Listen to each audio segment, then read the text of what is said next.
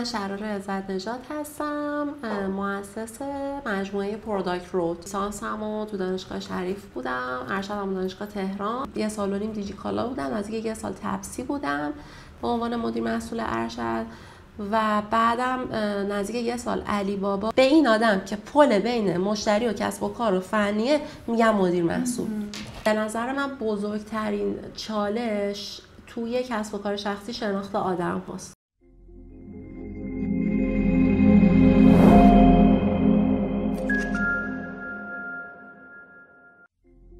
سلام، خیلی ممنون که دعوت ما رو پذیرفتید. امیدوارم که گفتگوی عالی رو داشته باشیم.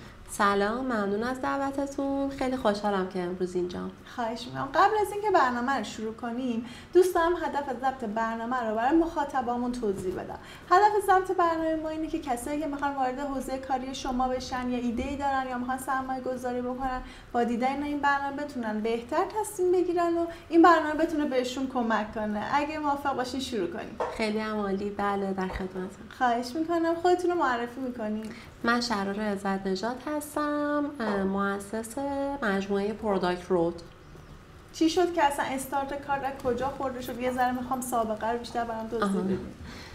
خب حقیقتش من که اصلا رشته تحصیلیم سمت علوم کامپیوتر بود یا هم کامپیوتر ساینس، که لیسانسمو تو دانشگاه شریف بودم، ارشدم دانشگاه تهران و از من ورودی سال 91 بودم. از سال 93 با فیلد دیتا ساینس و هوش مصنوعی آشنا شدم. اون موقع خیلی تازه مثلا توی دانشگاه اومده بود. منم به واسطه یه کورسی با این موضوع آشنا شدم و دیدم اتفاقا چقدر بهش علاقه دارم. از اون موقع بود که حالا به قول خودمون فرمون رو کج کردم به اون سمت و سعی کردم تو این حوزه خیلی کورس بگذرونم، خیلی مثلا خودم رو تقویت کنم، چون واقعا هم جذاب بود. تا اینکه بعد از دوران لیسانسم وارد آزمایشگاه رباتیک دانشگاه شریف شدم. اونجا به عنوان در واقع ریسرچ اسیستنت روی ربات‌ها و انجام پروژه‌های شناختی با ربات کار می‌کردیم. تا اینکه خیلی اتفاقی توی یوتیوب با یه ربات به اسم سوفیا آشنا شدم. ربات سوفیا خب الان سیتیزنشیپ عربستان رو هم داره اصلا و از ویدیوهاشو ببینید یه چیز خیلی خارق العاده است. و اینطور شد که به ذهنم خب کاری که من میکردم این بود که با ربات ناو ما میرفتیم برای بچهای سندروم داون کلاس زبان میذاشتیم و من مثلا بعد از روز قبلش تمام سناریوها رو با مثلا نرم افزار کوریوگراف روی ربات برنامه ریزی میکردم و تو کلاس میشستم گوشه کلاس تا ربات رو در واقع کنترلش کنم. و این شکلی میشد که وقتی ربات سوفیا رو دیدم این ایده به ذهنم رسید که چرا نباید مثل ربات سوفیا این یه ربات باشه که انقدر راحت فارسی صحبت کنه مثلا. و انقدر این ایده برام جذاب شد که بعد از کنکور ارشدم وارد یه شتاب دهنده شدیم. اونجا اولین پروداکت دیجیتال زندگیم یا همون محصول دیجیتال یا هم اپلیکیشن زندگیم رو اونجا ساختم. یه اپلیکیشن بود برای آموزش زبان به کودکان 7 تا 12 سال که خیلی های تک بود دیگه، چون اولین تجربه ایجاد کسب و کارمون بود و خیلی از نکاتی که شاید امروز بعد 7 سال میدونم اون موقع اصلا نمیدونستم و خیلی طبیعی اول مسیر. حالا اینا رو دونه دونه باز میکنم، ولی انقدر های تک بود که اصلا توش از تکنولوژی AR یا Augmented Reality استفاده کرده بودیم و وصل میشد به اسپیچ ریکگنیشن واتسون. و خب حالا تو همون خلال بود که من حالا ارشدم قبول شدم، وارد شدم و حتی تز پایان نامه‌ام روی ساخت چت بات ها بود. یعنی اون زمان که چت جی پی تی نبود ما داشتیم روی این قضیه کار می‌کردیم و برای من جذاب بود که همچین چیزی برای زبان فارسی ایجاد بشه که به واسطه حالا یعنی تابستون بعدش رفتم تو کمپ هوش مصنوعی دیجیکالا دیجی نکست و اونجا ما با روش‌های همین پردازش زبان طبیعی و هوش مصنوعی روی بهبود موتورهای جستجو کار می‌کردیم که اون زمان یکی از بزرگترین مشکلات دیجیکالا بود. و خب پرزنت من خیلی مثلا مورد پسند واقع شد. راه حلی که داده بودیم خیلی راه حلی جالبی بود و من از اونجا وارد تیم هوش مصنوعی دیجیکالا شدم و اونجا بود که برای اولین بار با مسیر شغلی مدیریت محصول آشنا شدم. یعنی اصلا این شکلی بود که تیم هوش مصنوعیشون مدیر محصول نداشت و مثلا کارهایی که من کرده بودم خیلی شبیه کارهایی بود که یه مدیر محصول میکنه. اینم بگم تو پرانتز که اون زمان اصلا دیگه کسی نمیدونست مدیریت محصول چیه. شاید 12 ساله که تو کل دنیا این پوزیشن به وجود اومده، تو ایران شاید نزدیک 6 سال و هنوز هم به نظر من خیلی جا داره. یعنی وقتی از من میپرسن بازار کارش چطوریه، من میگم واقعا رو به رشده، چون شرکت ها توی ایران درصد زیادی تازه دارن از فاز سنتی وارد فاز، یعنی در واقع یه تحول دیجیتال داره اتفاق میفته که تو همه اینها یک نفر به اسم مدیر محصول نیازه. و خب اونجا من این شانس رو که داشتم با این حوزه کاری آشنا بشم و خب اون زمان مثل الانم خیلی بود کمپ‌ها و کلاس‌های آموزشی تو ایران اصلا وجود نداشت و من حالا یه سری کورس‌های آنلاین و مثلا فالو کردن پروداکت اسکول، کنفرانساش، مقالات، کتاباش، تا اینکه 3 سال از تجربه‌ام گذشت. یعنی من 1.5 سال دیجیکالا بودم، از یه سال تپسی بودم به عنوان مدیر مسئول ارشد و بعدم نزدیک 1 سال علی بابا و بعد از اون از توی یه شرکت اینترنشنال توی دبی، در واقع یه استارتاپی بود، اونجا یه آفری گرفتم. همزمان با اون اسکالرشیپ یکی از دوره‌های پیشرفته امریکایی تو حوزه محصول رو هم گرفتم. یعنی بعد از 3 سال تجربه، 3-4 سال تجربه کاری، رفتم وارد یه دوره کاملا استاندارد شدم که این شانس رو داشتم هرچی هم یاد میگرفتم توی یه بیزنس اینترنشنال پیاده کنم و اونجا بود که تازه دانش و تجربه وقتی همدیگر رو میت میکنن، یعنی به هم میرسن، لیول اپ، یعنی ارتقای سطح اونجا اتفاق افتاد و من انگار تازه فهمیدم که آها. و خب بعد از اینکه حالا از اون دوره تموم شد، از اونجا کارم تموم شد و اینجوری بودم که خب الان موقعشه که اون رویای خودم رو فالو کنم که در واقع داشتن کسب و کار شخصیمه. و این شکلی بود که میدیدم خب توی ایران خب به واسطه حالا پرسونال برندینگ و چنلایی که داشتن خیلیا به من مسیج میدادن که مثلا بیا با ما خصوصی کار کن. ما دوره رفتیم صرفا آنلاین بوده، هیچی متوجه نشدیم، گیج شدیم، نمیتونیم کار پیدا کنیم. و من مثلا 10 ساعت براشون کلاس خصوصی میذاشتم، یهو طرف استخدام میشد جای خوب. بعد هی دیگه مخاطبا می‌خواستن این سری وبینار میذاشتم و لایو و اینا، دیگه کم کم خیلی جدی شد، همه گفتن دوره بذار.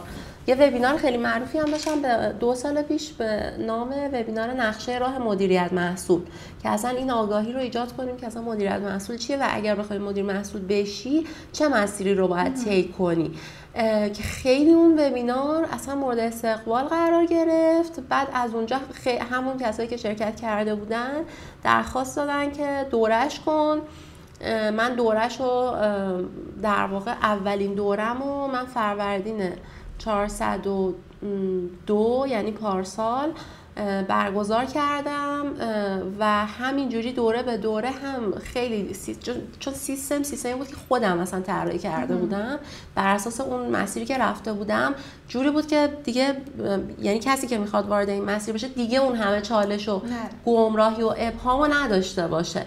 یعنی چکیده اون دانش و تجربه رو یه سیستمی باش دیزاین کردم، یه سیستم آموزشی که هر دوره به دوره بعد با فیدبک هایی که از بچه‌ها میگرفتم این رو یه درجه بهبودش میدادم، آپدیت میکردم که تا امسال تابستون ما تا حالا 8 تا دوره برگزار کردیم که 5 تاش این دوره بوده، 3 تاش یه سری دوره های دیگه بوده که واقعا 5مین دوره فیدبک هایی که میگرفتم از مثلا منتورایی که با منن، داورایی که با من، که همه از مدیرای ارشد، مدیرعاملای استارتاپ های تاپ ایران و همهشون به من میگفتن واقعا دورت به بلوغ رسید. و الان که اینجا ما بیش از 250 تا فارغ التحصیل داریم که میتونم بگم 90% دارن تو شرکت‌های خیلی خوب کار میکنن یا تونستن کسب و کار شخصیشون رو راه بندازن، چون اصلا راه اندازی کسب و کار شخصی قدم اولش ساخت محصول بازارپسنده و این دقیقاً همون چیزیه که بچه‌ها توی این کمپ یاد میگیرن و اینم داستان پروداکت. خیلی هم عالی، لذت بردم. قربونشون. اگه مدیریت محصول رو بخواید به مخاطبای ما خیلی به زبان ساده توضیح بدین چجوری توضیح میدین؟ ببینید یه شرکت تکنولوژی رو در نظر بگیریم، یه شرکتی رو قبلا چجوری بود سازوکار، یه مدیر عاملی بود اومده بود یه شرکت زده بود، بعد یه روز به ذهنش رسیده بود که ما باید سایت داشته باشیم یا اپلیکیشن داشته باشیم، خب برید یه تیم فنی استخدام کنید بیاد بشینه اونجا برنامه‌نویس و سناریو اینجور پیش میرفت که مدیر عامل یه سری چیزا میخواست، با زبون بیزینس میگفت به اون مدیر فنی هم با گوش فنی اونا رو یه جور دیگه میشنید و نتیجهش این میشد که یه چیزی پیاده سازی میشد، میرسید دست مشتری که تهش در نهایت مشتری اون چیزی که باید و شاید براش نبود و شاید سالهای زیادی مثلا 2 سال اینا صرف میشد، هزینه های زیاد. حتی بعضا من تو شرکت ها دیدم چندین بار تیم فنی عوض شده، چندین بار دور ریختن از اول ساختن که خب اینا داره هزینه و زمان رو اتلاف میکنه تا مثلا برسن به یه نقطه‌ای که تازه شاید 60% اون چیزیه که باید. این اتفاقیه که میتونم بگم تو 90% شرکت‌های ایران آلردی داره میفته، حتی مخصوصا کسایی که خیلی بیزینسی ان، یعنی طرف تو بازاره، مثلا حالا بازار منظورم لزوما اون بازار نیست، مثلا تو طرف صنعت ساختمونه، تو کار خودش خیلی آدم درستیه، بساز بفروش، الان میخواد مثلا سایت داشته باشه، مثلا میبینی 6 بار تیم فنی عوض کرده، 6 بار سئو کار عوض کرد. چرا؟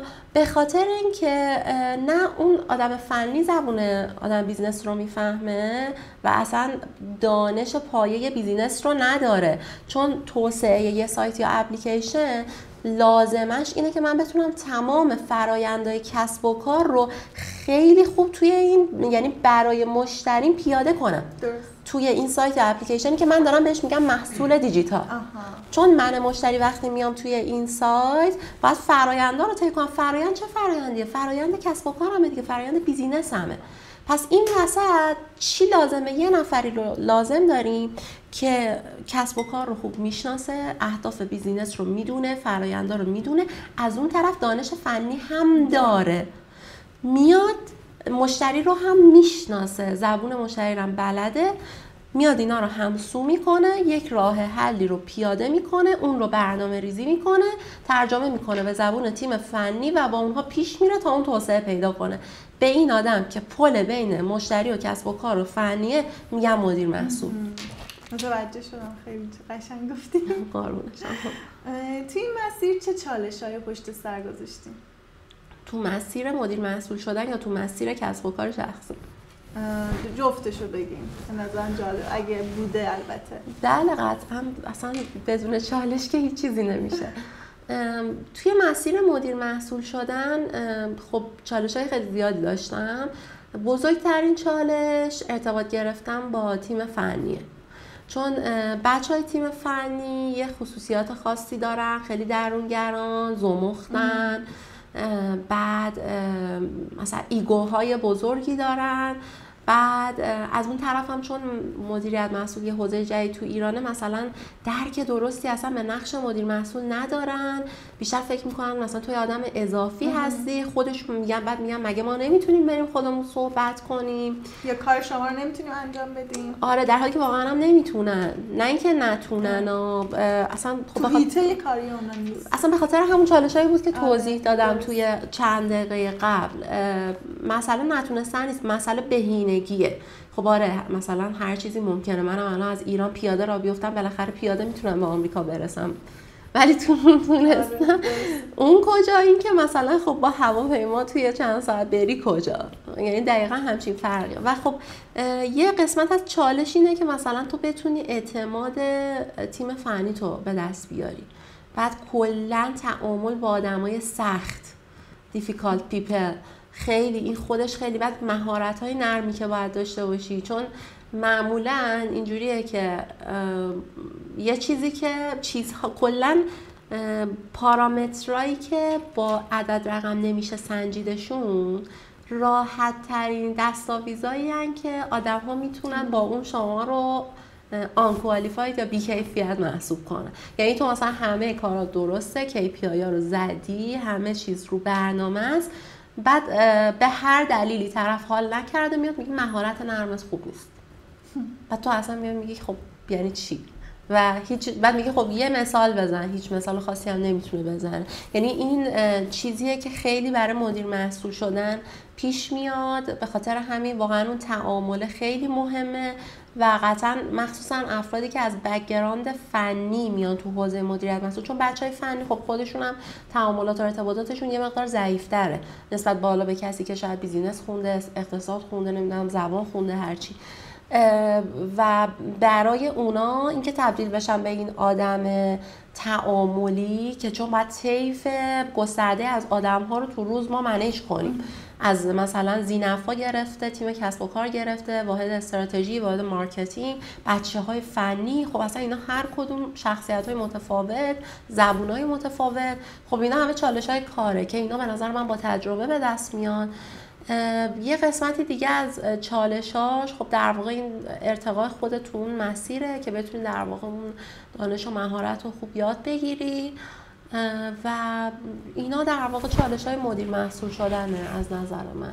خب تو حیطه کاری خودتون، بیزینس خودتون، راه اندازی کسب و کار که اصلا بدون چالش که اصلا نمیشه. منم وقتی که داشتم راه مینداختم چالش‌های خیلی زیادی داشتم. به نظر من بزرگترین چالش توی کسب و کار شخصی شناخت آدم هست، چون کسب و کار اصلا میگن سایمون سینک یکی از رهبرای بزرگ دنیای مثلا کسب و کار و تکنولوژیه، نمیدونم میشناسید یا نه؟ اسمشو شنیدم. من همون که کتاب با چرا شروع کنید و مثلا فکر کنم بازی بی‌نهایت و اینا از کتابای آقای سایمون سینک هم من خیلی قبولشون دارم و یه جمله جالبی دارن، میگه که اگر مردم رو شناختین یعنی که بیزینس رو هم شناختین، چون اصلا کسب و کار بدون افراد شکل نمیگیره، چون شما در نهایت قراره به آدم ها بفروشین، در نهایت قراره با آدم ها کار کنی، آدم ها میان کار شما رو، چون تک نفری که نمیتونی، همه باید سیستم بسازی، تو سیستم ساختن باید افراد رو استخدام کنی، بعد داری به افراد میفروشی. پس تو همه اینا با آدم ها و به نظر من بزرگترین چالش برای یک صاحب کسب و کار شناخت آدم هست و اینجاست که اصلا مفاهیم روانشناختی، مردم شناسی واقعا اهمیت پیدا میکنه. شاید الان آدم ها اکثریت جامعه فکر کنن خب ما باید بلد باشیم بوم کسب و کار بکشیم، ما باید بلد باشیم مثلا استراتژی، آره اینا رو باید بلد باشیم، اما هزاری هم اینا رو بلد باشیم، اما این قسمت اون بلنگه واقعا کسب و کار نمیتونه موفق باشه و به نظر من شبکه سازی 80% همه چیزه، ارتباط با آدم ها و شناخت آدم ها، چون همون اندازه که آدم های درست میتونن به شما کمک کنن، به همون اندازه آدم های درست واقعا میتونن برنامه‌های شما رو عقب بندازن، گاهی شما رو زمین بزنن و من واقعا همه اینا رو تجربه کردم توی این 2 سال. الان بیزینس خودتون اینجوریه که مثلا بیزینس‌ها میان از شما مشورت میگیرن برای محصولشون، بیزینس خودتون چجوریه؟ بله، پروداکت رو با هدف ارتقا و ایجاد آگاهی در حوزه محصول شکل گرفت که ما در 2 لاین داریم فعالیت میکنیم.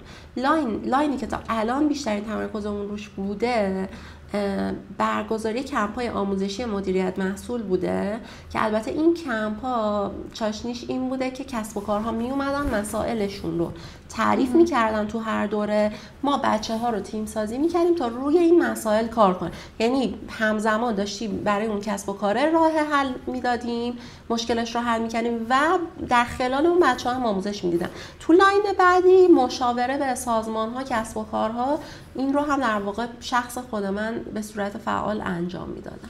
پس یعنی به صورت تیم ورک کارتون انجام میشه؟ بله. بعد این تیم ورکتون چجوری کلا مدیریت میکنین؟ مدیریتش چجوریه؟ مثلا میخوام بپرسم برای یه محصول که میخواین بدید، مثلا نظرها به چه صورته؟ خب هر کسی نظر متفاوتی داره دیگه. این نظرها چجوری مدیریت میکنین؟ ببینید تو لاین مشاوره که من خودم تنها هستم، مثلا من میرم به عنوان مشاور یک کسب و کار، باهاشون در واقع طبق یه پلن آرزویابی میکنیم و طبق پلن باهاشون میریم جلو. در رابطه با کمپ‌ها که مسائل کسب و کارا رو حل می‌کنیم، خب پروداکت مجموعه‌ای از منتورای متخصصه که خودشون الان مدیر محصولای برجسته سازمان‌های بزرگن، نه تنها مدیر محصولا بلکه مثلا طراح محصولا، مدیر پروژه‌ها و حتی مدیر مارکتینگ‌ها، چون کار توسعه محصول چیزیه که با تمام این واحدها در ارتباطه.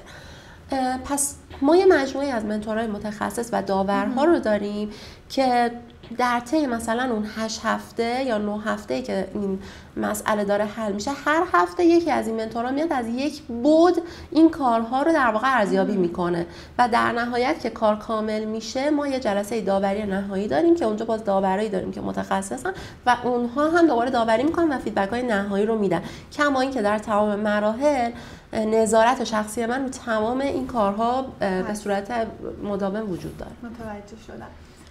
اگه برگردین عقب بازم همین مسیر رو انتخاب میکنید؟ خیلی سوال سختیه.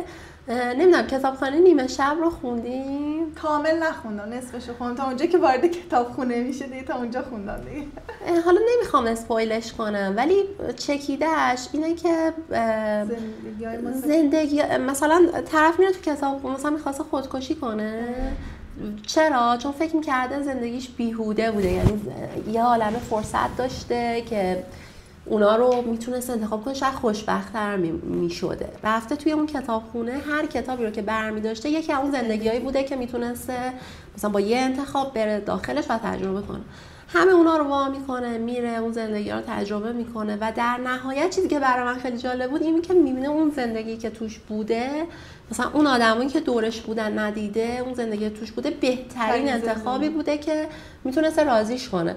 استیو جابز یه جمله خیلی جالبی داره، من خیلی به اون اعتقاد دارم. میگه زندگی یه مسیره که ما جلو رومون فقط انگار این مسیر نقطه نقطه به هم وصل میشه، ما فقط نقطه جلویمون رو میبینیم. وقتی که به آخر میرسیم برمیگردیم میبینیم آها این نقطه ها چجور به هم وصل میشدن و خیلی احتمال داره که من تو نقطه‌ای که الان امروز وایسادم شاید مثلا فکر کنم ای بابا این مثلا بیهوده بوده، شاید مثلا اون بهتر بود، ولی یعنی همیشه این ابهام ها، ترس ها، افکار منفی وجود داره. اما به نظر من رسیدن به اون انتها شایسته فردیه که بتونه این ترس ها، انرژی منفی ها و ابهاما رو با شجاعت کنار بزنه و همیشه و نشونه ها رو ببینه، بتونه صدای قلبش رو بشنوه و پا بذاره رو نقطه بعدی. خیلی ها نمیتونن، خیلی ها ترس، افسردگی، احساس پشیمونی های زیاد اونها رو تو همین نقطه نگه میداره. ولی به نظر من این روی کرد میتونه روی کردی باشه که من باش رو به جلو باشم و به خاطر همین هیچ وقت نمیتونم بگم اگر برمیگشتم عقب بازم این رو انتخاب، شاید این مسیر زندگی من بود. فقط میتونم بگم تلاشم بر اینه که بتونم نقطه های بعدی رو خیلی بهتر ببینم و آگاه‌تر باشم. این حرفی که زدین بر نشونه‌ها خیلی جالبه. بعضی وقتا واقعا نشونه‌ها جلوی چشم ماه ولی ما نمی‌بینیم اصلا. حالا یه جمله که من خیلی اعتقاد دارم اینه که میگن که من خوانده راه نشانم بده. دقیقاً. واقعا هر صبح آدم اینو به خودش بگه و اینکه بتونه این نشونه‌ها رو ببینه خیلی مهمه. واقعا دقیقاً. توی این مسیر چه کسی چه چیزی بیشترین تاثیر روتون گذاشته؟ میتونم بگم که یکی از موثرترین آدمای زندگی من پدرم بوده، چون پدر من کسی بوده که خب از صفر مطلق یک بیزینس راه اندازی کرده و میتونم بگم مثلا الان تو اوج شکوفاییشه و خیلی برام جالبه که با وجود تمام، چون خب بالاخره پدرم بوده، الان من 30 سال دارم 31 سال دارم همراهش زندگی میکنم و عملا مسیری که رفته رو جلوی چشمم دیدم و اصلا اینطور نبوده که ساده باشه. خیلی جاها شاید بگم همون افراد نادرست به پستش خوردن، خیلی جاها عقبش انداختن، خیلی جا فکر کرده شاید اشتباه کرد و خیلی جاها شاید حتی بلاهایی اومده سرش که شاید اگه هر آدم عادی بود دیگه بلند نمیشد. یکی مثلا نمونهش این که من امسال اردیبهشت ماه من برادر کوچیک‌ترم از دست دادم. خدا رحمتش مرسی. ناراحت شد. آره واقعا. و بعد از 4 ماه سرطان که مثلا جلوی چشم آدم آب میشه و بعدش مثلا پدرم ضرر مالی سنگینی خورد و شاید هر کسی جای اون آدم بود دیگه بلند نمیشد، ولی پدر من بلند شد و نه تنها بلند شده بلکه داره تمام تلاشش رو میکنه که برای ماها امید باشه. چون قطعا میدونه که نگاه ما به اونه و این که به نظر من در تمام این سالها از صفر شروع کرده، از همون اولش هم خانواده داشته، ساخته و تونسته به اوج شکوفایی تو کار خودش یک شده و با وجود همه اینا هنوز داره ادامه میده. من به نظرم میتونه موثرترین فرد زندگی باشه که همیشه ازش الگو میگیرم. خدا براتون نگهش داره. مرسی. ممنون. قربانش. مطمئنم به داشتن همچین دختری مثل شما واقعا افتخار کنید. مرسی. ممنون. خواهش لطف می‌کنم. دارید. یه ذره دوست دارم سوالا رو تخصصی تر کنیم. بله. بریم سمت که کسایی که میخوان وارد این حوزه بشن باید چی کار کنن، از چه راهی وارد بشن. اصلا نمیدونم پکیج‌ها به چه صورت، برای مثلا موضوعای دیگه پکیج خیلیه، حالا نمیدونم برای مدیریت محصول پکیج‌ها به چه صورت اصلا میشه بهشون اعتماد پکیج آموزشی. بله.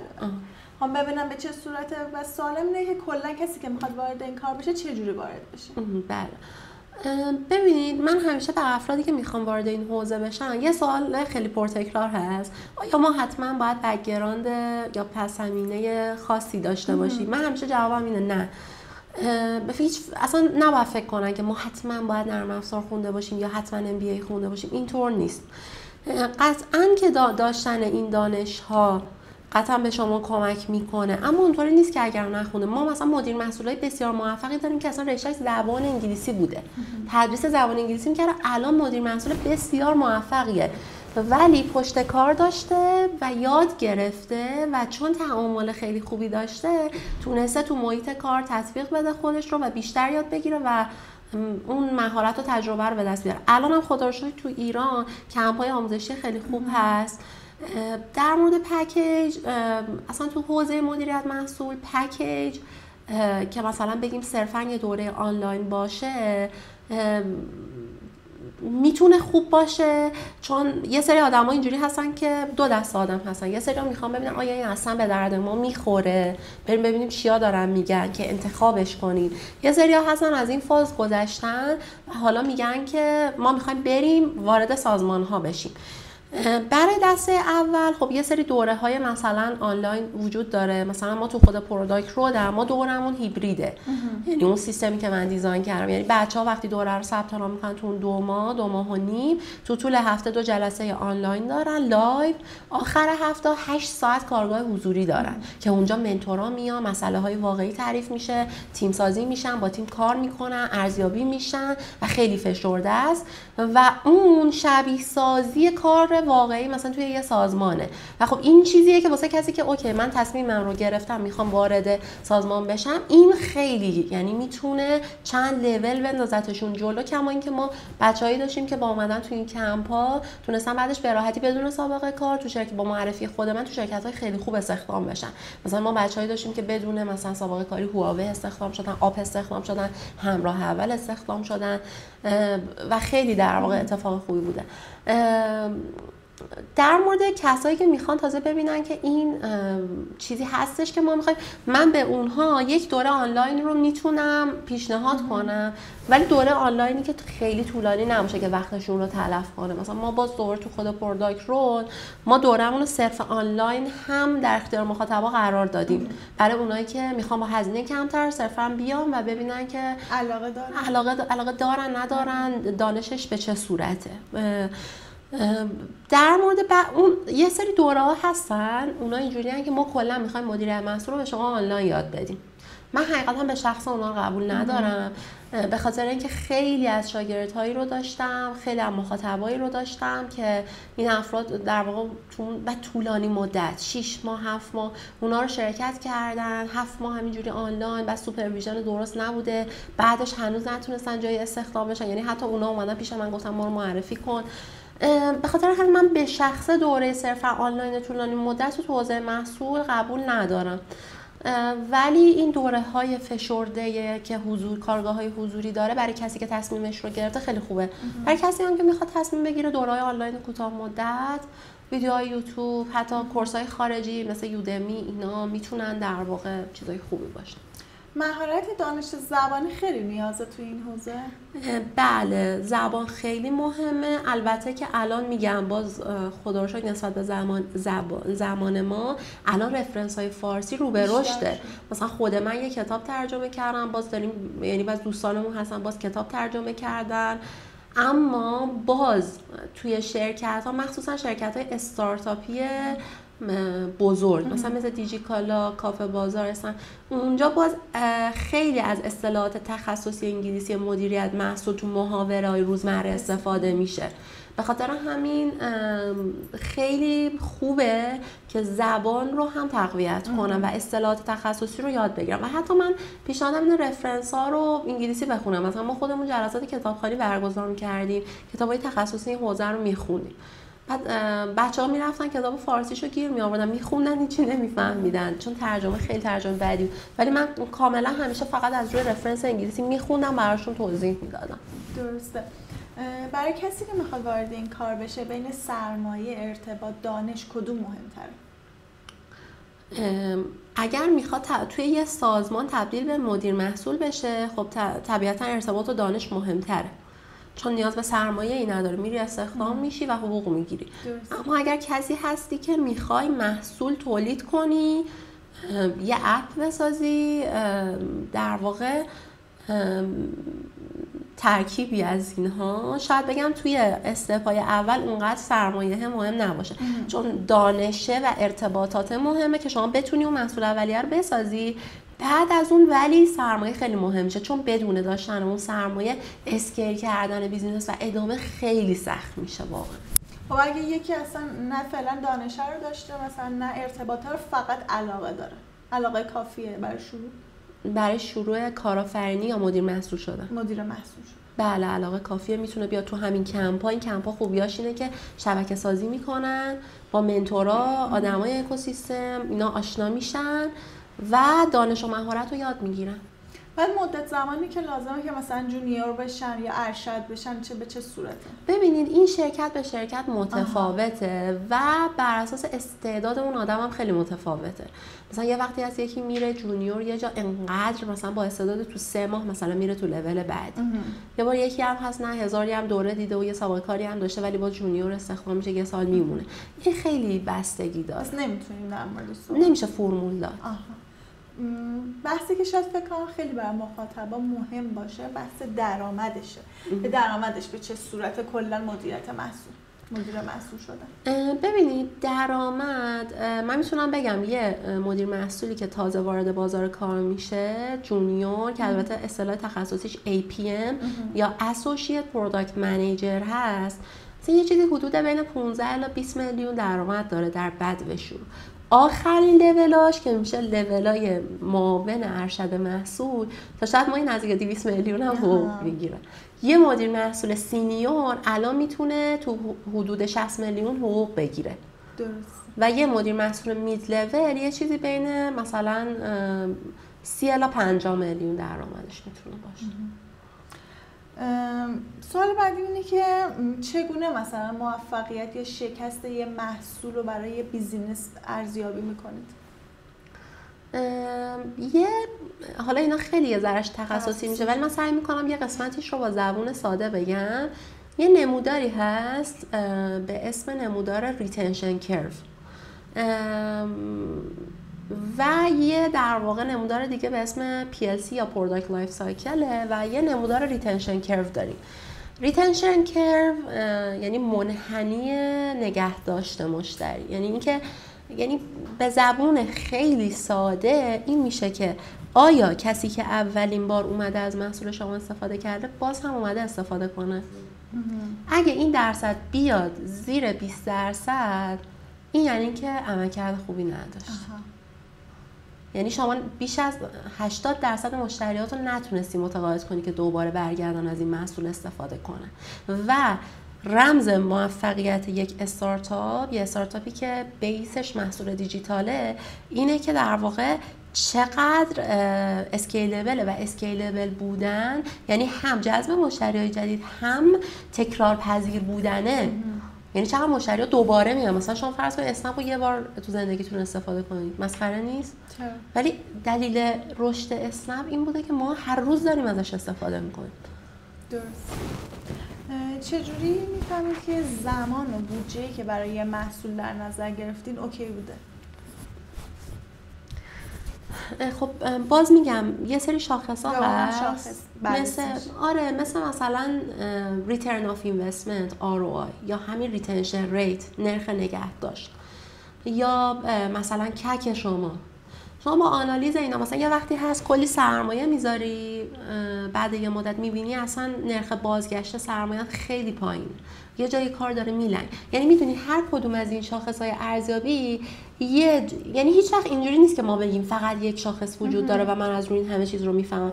شما مجموعه از این شاخص‌ها یا KPI ها یا متریک ها کنار هم میذاری و با رصد کردن اینها متوجه میشی که کدوم قسمت داره میلنگه و برمیگردی اونجا رو بهینه سازی میکنی. به خاطر همینم هست که میگن تصمیم گیری داده محور در بیزینس شما رو چندین قدم از بقیه میندازه جلو. چرا؟ چون شما اگر از همون اول بستر ذخیره سازی دیتاهای کسب و کارت رو فراهم کنی و شاخص‌ها رو تعریف کنی و هر روز شاخص‌ها رو مانیتور کنی، ممکنه بعد از 2 هفته بفهمی یه جای کار میلنگه، ولی اگه اینا رو نداشته باشی کور 1 سال میری جلو، کلی هم هزینه کردی، میبینی به هیچ جا نرسیدی، فرصتت هم از دست دادی. دقیقاً. مدیر محصول ایده جدید رو میده به بیزینس‌ها؟ لزوما نه، خودشون. خیلی وقتا حتی بچهای فنی، خیلی وقتا تیم بیزینس، خیلی وقتا تیم مارکتینگ، میدونی چون همه اینا بالاخره یه قسمتی از بیزینس رو دارن تاچ میکنن، هر لحظه ممکنه یه نفر به یه ایده جدید برسه. مهم ارزیابیشه که انجام بشه و ما ارزیابی کنیم که آیا این ایده واقعا عملیاتی، یعنی واقعا اون ثمری که ما انتظار داریم رو به ما میرسونه یا نه. که این ارزیابی خیلی مهمه که خب تو این ارزیابی مدیر محصول میتونه خیلی نقش مهمی داشته باشه، چون اصلا یه کانسپتی هست به اسم پروداکت دیسکاوری یا کشف محصول که ما یه مراحلی رو طی می‌کنیم که بتونیم تحقیق بازار کنیم، تحقیق مشتری کنیم، تحلیل رقبا کنیم و بر اساس اون آنالیز کنیم که مثلا این ایده چقدر میتونه برای ما آمد داشته باشه. برای کسی که میخوان وارد این حوزه بشن، خب برای مثلا همین مدیر محصول گفتیم که مثلا چه دوره‌ای شرکت کنن و اینا. حالا سوالم اینه که مثلا مهارت روانشناسی چی خودشون تقویت کنن؟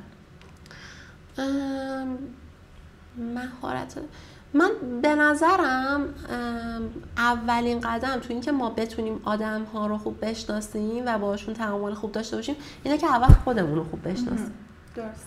من یادمه وقتی که توی دیجیکالا بودم، من اون زمان یه طرحواره درمانی رو شروع کردم. یه فیدبکی که از همکارام میگرفتم این بود که مثلا تو خیلی مثلا انگار مثلا بی احساس و خشکی، در حالی که من قلبا خیلی آدم مهربونم. بعد این برام سوال بود چرا من دارم اینطور به نظر میرسم. طرحواره درمانی رو که شروع کردم، یعنی رفتم به سمت شناخت خودم. گفت تو ارتباطت با هسته احساسی وجودت قطعه، پس تو حتی احساسات خودت رو هم خوب درک نمی کنی. پس وقتی اینجوریه طبیعیه که احساسات دیگران رو هم نفهمی و به خاطر همین نتونی درست عکس العمل نشون بدی نسبت بهش. و به خاطر همین من وقتی که اون رو بهش آگاه شدم کار کردم روی این که اول خودم با خودم احساسات خودم، هسته احساسی خودم ارتباط برقرار کنم، اونو احیا کنم و بعدش واقعا همه چی تغییر میکنه. یعنی اون موقع دیگه فیدبک ها اینجوری میشه که تو چقدر خوب هندلی میکنی، چقدر خوب منو میفهمی. و پس به نظر من خودآگاهی، یعنی من به شاگردای خودم، یعنی بچه‌ای که میان پیش من مدیر محصول یاد بگیرن، من به همه‌شون یه تراپیستم معرفی میکنم. تراپیست خودمو میگم برید پیشش، دوره برید خودتون رو هم بشناسید، نسبت به خودتون آگاه باشید. درسته. البته چیزم توی صحبتاتون به همدلی که حالا اشاره کردیم، گفتیم که به صبر هم اشاره کردید یه جورایی، یعنی که با آدمای فنی که گفتیم که ارتباط میخوای بگیری، کنترل کردن این هوش هیجانیه که اون لحظه اتفاق میفته، به نظرم خیلی مهمه تو این. البته نظر منه، حالا نمیدونم درسته. نه 100% درسته. من یه دستبندم گرفتم مثلا روش نوشته صبر. واقعا صبوری کردن، صبور بودن و شخصی سازی نکردن برخوردهای دیگران. یعنی مثلا خیلی وقتا شده یکی میاد سر کار اصلا جواب سلامت هم نمیده، عصبیه، بعد تو میگی این با من مشکل داره، حالا روز بعدی داشته، ولی شاید صبح اصلا تصادف کرده. و این یه خطای شناختیه که میتونم بگم تو بیش از 90% ماها وجود داره. یعنی همه وقتی داریم با هم صحبت میکنیم میگیم نه بابا من که اینجوری نیستم، ولی تو عملش قرار میگیری کافیه یه نفر به سلام نکنه این با من مشکل داره، این اینجوری. یعنی این که همیشه آگاه باشیم به این خطای شناختی. کلا ما خطای شناختی زیاد داریم، مثلا توی اینترنت سرچ کنیم خطاهای شناختی رو بخونیم مثلا راجبش، خیلی میتونه به آگاهیمون کمک کنه. آگاه بودن به این خطاهای شناختی، شخصی سازی نکردن، صبور بودن، کنترل اون خشمه مثلا، اینا واقعا میتونه خیلی تاثیرگذار باشه. آینده این شغل تو ایران چجوریه؟ من فکر میکنم هم توی ایران هم توی کل دنیا رو به رشده، چون اصلا میگم تو کل دنیا 12 سال اومده، بعد الان هرچی هم زمان بیشتر میگذره زیر شاخه های متفاوت تری هم داره واسش، چون میبینن حوزه گسترده ایه. بعد توی یه سازمانی که خیلی بزرگ باشه شاید یه نفر نتونه همه این طیف و وظیفه‌شو انجام بده. به خاطر همین زیر شاخه ها تکنیکال پروداکت منیجر، یکی که بیشتر با تیم فنی در ارتباطه، پروداکت مارکتینگ منیجر، یکی پروداکت منیجر که با تیم مارکتینگ و فروش بیشتر در ارتباطه، مثلا چه میدونم کلاود پروداکت منیجر، حتی بر اساس تخصص هم مثلا میتونه پروداکت منیجرها جدا بشن. یعنی بر این اساس پروداکت، حالا من یه مجموعه ویدیویی داریم به اسم پروتاک توی یوتیوب، یه 8 قسمت پارسال تولید کردیم.